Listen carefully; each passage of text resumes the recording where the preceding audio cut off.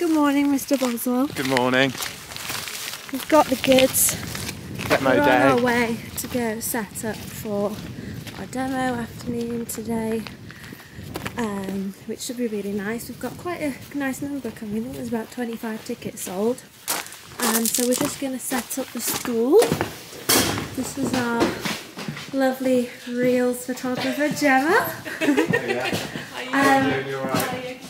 And the girls have made it all Christmassy, which is so cute. Too early to reach for the gym. So cute. So let's get set up. You said I think it was 11 I think it's 11 till 1:30. Oh, is it? I've told Annie wrong time. I need to go and tell her that one. Okay, set. 11 till 1:30, you sure? Mulled wine.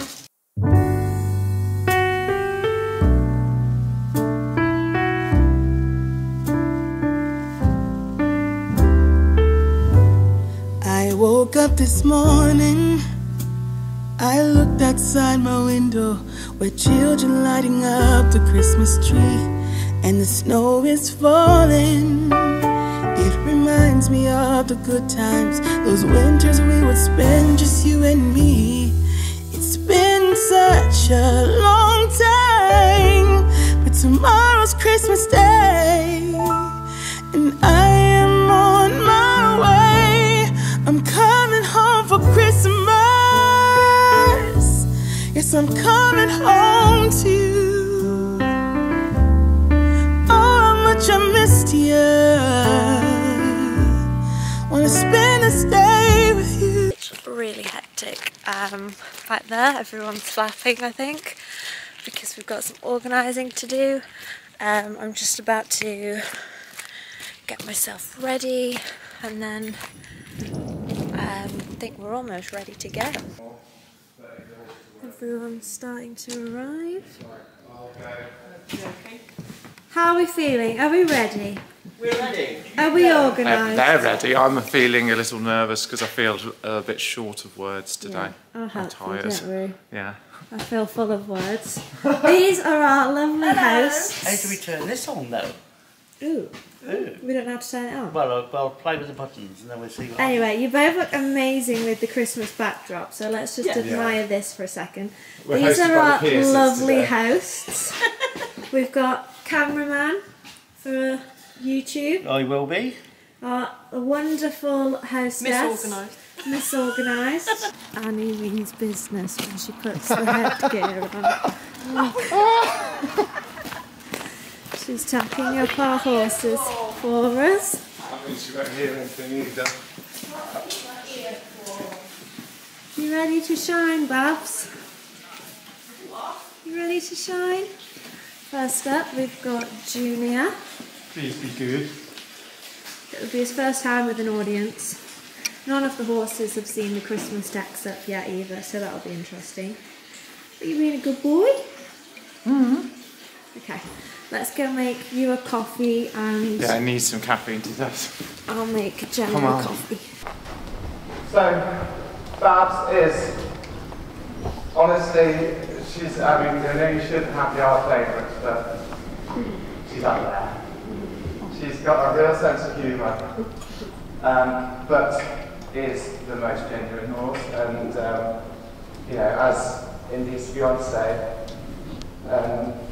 when we started with Babs as a 4-year-old, you know, Indy was very, very inexperienced. Babs just won my heart because there was never a moment where I felt like she put Indy in any danger. She turns up for work every day, and she just has just the right level of stats to keep it really interesting and enough ability to train at the level. So she's really a 1 in a million find. And thanks to Babs now, Indy's riding has transformed beyond recognition in the last 2 years. It's just amazing when you get a really great horse how much they give you. So, you can see now as Babs warms up, she starts to get a bit more forwards and a bit more forwards. She starts to really enjoy herself. Whoops. Good. Like Indy said, she's full of energy and she's quite a hot horse. And also, she's only 6, but I think she's had about 3 or 4 different not through any fault of her own. But I think that's why a little bit of her hotness is still carried through, because although she gets more established, she doesn't kind of get that, she hasn't had that kind of longevity and a connection with a rider. And I always find that horses that get ridden by lots of different riders in those early stages tend to remain insecure for longer. Personally, is that hot horses, they have like, if you imagine they have like a pressure gauge, well, a hot horse's pressure gauge is near the top before you start. And so, what you've got to do to get good rideability from a hot horse is try and relieve some of that pressure. Now, the best way to relieve that tension is to use forward riding. So the more steps you can clock in without pressure, where you let the horse travel, you'll find that pressure gauge gradually drops down. And as it drops down, then you can ask more questions of the horse. But if you start trying to challenge a hot horse before you've let it take some steam away, that's when it's going to get tizzy. You can see there's a little bit of inconsistency when Indy's leg touches her. So again, I'll just keep riding forwards. I'm not going to overreact or overcorrect it, but I'm just going to keep finding the horse's side with my legs, which she allows me to ride, that you don't have to hold her. Good, go large. But your reins don't get too long.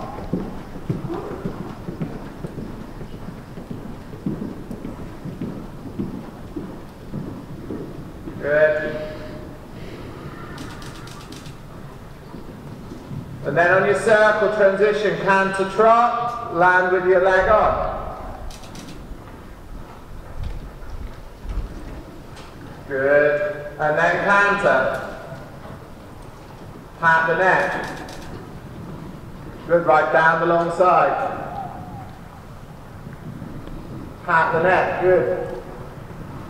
Now transition to trot. Super, very extravagant. Good, and canter. Good, and you can see already, just like 4 transitions in, she's starting to relax to the 8s again, yeah? And quietly, it's that thing I said about earlier, like, it's finding an exercise that's going to help you, rather than you taking responsibility for the fact she's twitchy and then sitting there like, oh, what do I do? Give her an exercise. Canter, trot, canter, canter, trot, canter. It's not down to you how good it is, actually. It doesn't really matter whether they're good or bad. Just give her a job to do. Right, like giving her a job to do starts, it makes what you're doing positive and proactive rather than negative and defensive, which, you know, it's the most important thing for the horse to not feel like she's hot, she's full of it. It's important she doesn't feel restricted, but it's also important that we get some control. That looks so much better now. Pat her, really good. That's starting to look lovely there. Pat the neck, really good.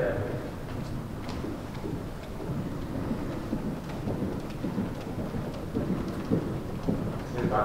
Turn your toe in, knee into the saddle a little bit. Good. Super circle and trot again.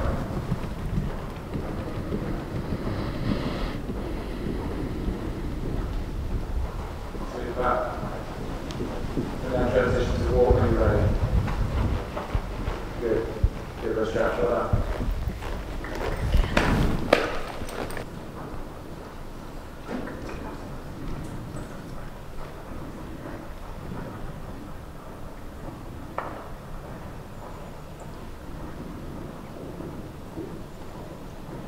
So the next kind of phase of, like, you know, development for your elementary horse, you know, to get from kind of elementary up to medium to advanced medium to mixed endurance, it's all about now developing gears, because at this point your horse basically has an understanding of its walk, trot, canter. You've already got a bit of medium trot and the beginnings of your lateral work.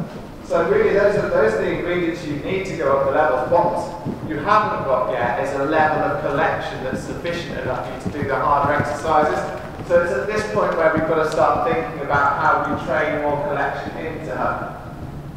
Like anything, you know, collection is born out of good energy. So the most important thing when you want to teach your horse collection is always to ride forwards first. So get down this long side, ride a little bit of medium canter in, so you feel like, take my rev counter up, a little bit more impulsion, because if I've got more impulsion, I've got more to then half on. And it's through your half ons the new collection will come. So now using the reins to bring her back, as soon as you feel that the horse has come back, those reins must be released again. Because otherwise what you'll find is your collection, you've got the horse back, but then your energy will cut out because you've still got the brake on. Right. Good. Good. Well done. Super. Okay, make a transition back to trot.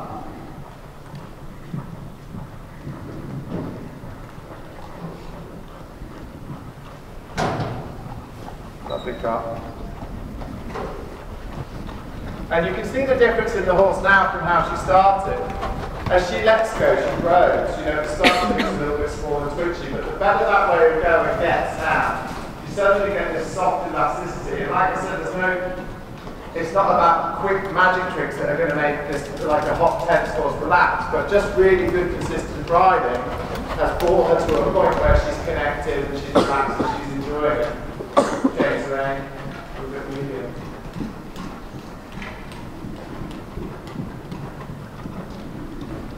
Nice.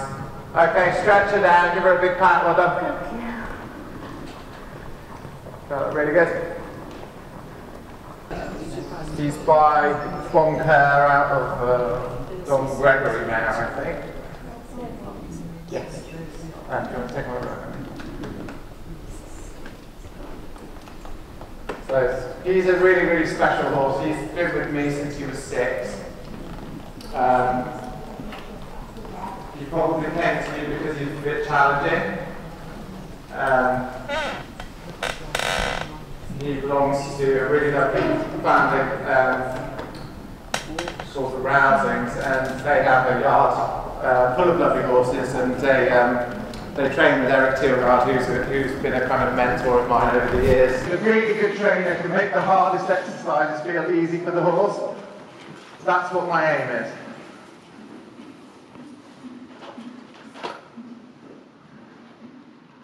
So the whole time I'm riding around on him, I'm just playing with my buttons. So like I'm sitting in neutral now. Can I wait? Can I go?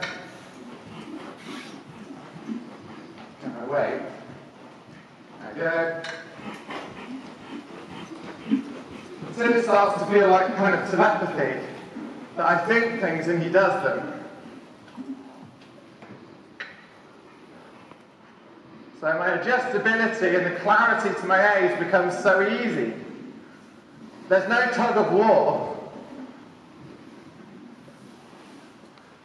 I'm removing the kind of contradicting aids away in the basics so that he's absolutely clear what it means when I use my reins, what it means when I use my legs.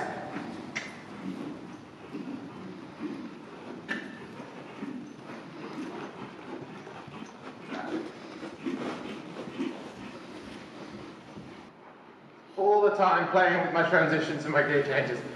And my aim as a rider as I'm doing those gear changes is to try and keep his front out as much in front of me as possible. So when I slow down and come to the walk, that he keeps his frame long, that I don't have to shrink his front end to make him wait. And again, that I can ride him a bit forward and then back, and the frame doesn't change because I'm not hanging on to his teeth. And I think what you'll see is, like again, like I said, with all of the horses, you know, the majority of the work isn't the fancy, isn't the movements. It's just about easy rideability. The basics, the better you get those basics, the easier the difficult things are. Good. And then I'm going to bring my body back and try to slow down, and hopefully it comes back a little bit easier. And then once he's back, I can start to ride without the hand because he's on my seat. You'll see that I've closed my leg a little bit more. And I'll start to really kind of say, right, you're on your hind legs, now just carry your own head and neck. Good. And then I'm going to ride forward again.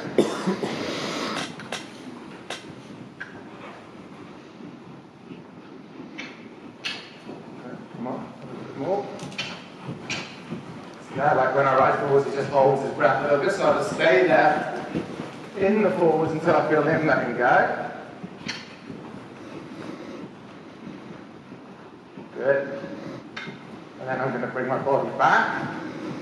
And I'm really trying to start doing it with my body more than my hands. So I still close the sit with my reins, but it's more body weight. Slow. Good. And when he fires his hind legs, I start to find really good looseness on the bit.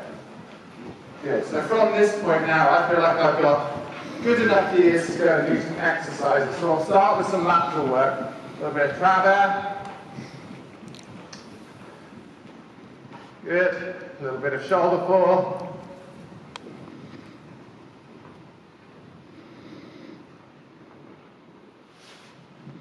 He's been rather under the weather for like the last 12 months.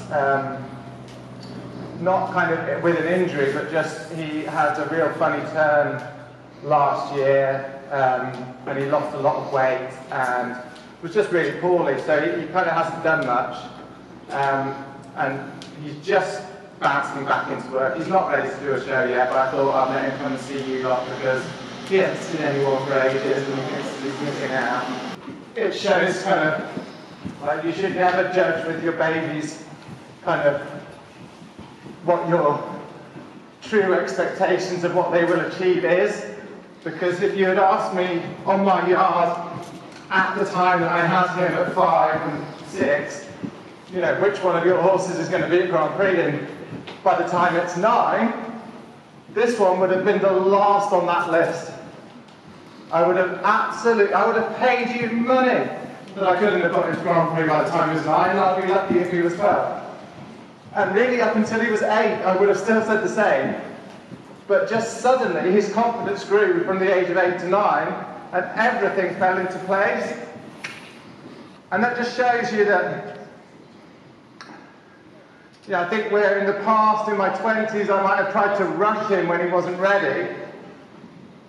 You know, I'm just so grateful I had him when I did, and I was a bit more mature.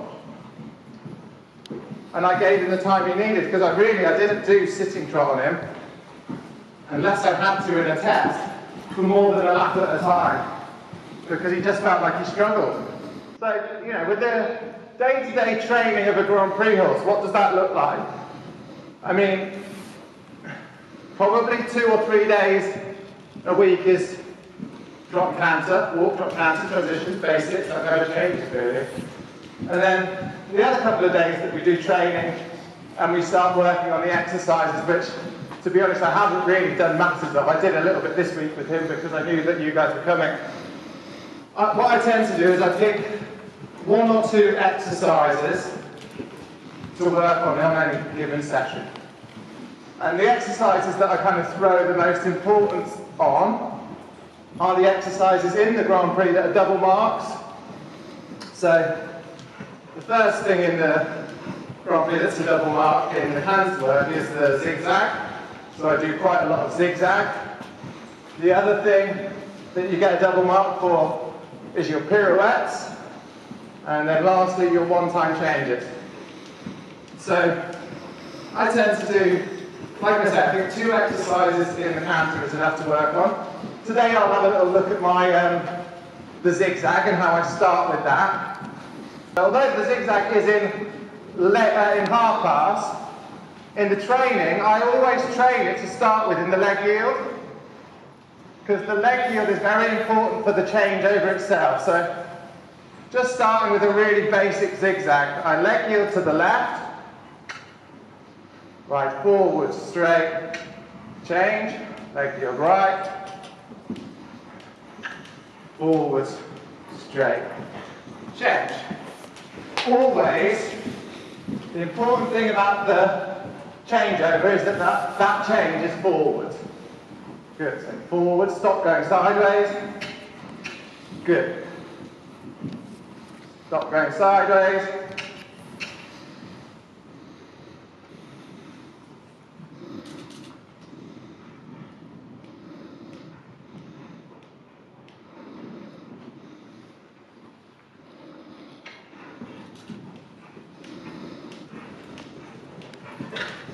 There we go. If I shut up, I can do it. Good lad. And that's the zigzag. I hope you guys enjoyed that video. We really enjoyed doing that demo yesterday, and we had some really great feedback from the people that came. It's the 1st of December today, and we are currently enjoying a really nice day off. We're probably going to go out somewhere and do something nice in a minute. Indy's just editing this video now that's about to go out for you guys as the first part of our Vlogmas, is that right? Yeah. So yeah, and we're going to go get some more content for you, so keep your eyes out for that. Hope you enjoyed the video, give it a thumbs up, don't forget to subscribe to the channel, and we will see you soon.